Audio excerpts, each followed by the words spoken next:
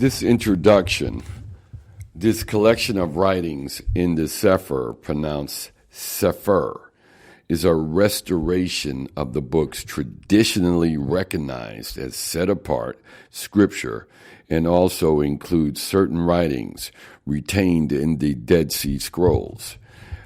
For example, Enoch and Jubilees.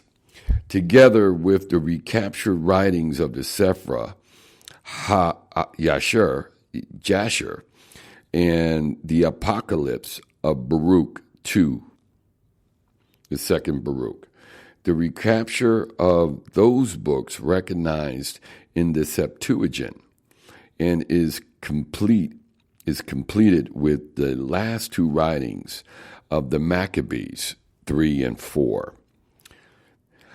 Then the Cepher sets forth the set-apart name and the set-apart identities in an English transliteration and restores the name of the people and places found in the original Hebrew or Ibriot tongue, all of which have also been transliterated into English. Give ear, O ye heavens, and I will speak, and hear, O earth, the words of my mouth. My doctrine shall drop as the rain.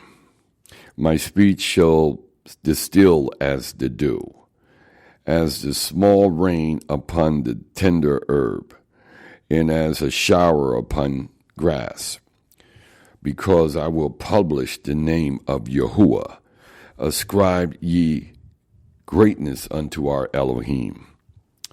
Deuteronomy 32, 1 through 3.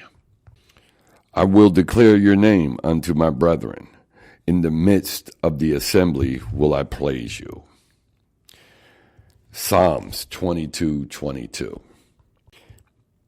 As I have declared unto you them your name, and will declare it, that the love wherewith you have loved me may be in them, and I in them. John, Euchanan, 17:26. It makes a difference, assembly, when we use the name of Yahuwah instead of God. His name is Yahuwah. God is a title. We call him Yahuwah. Yahusha, his only begotten son. His name is Yahusha HaMashiach.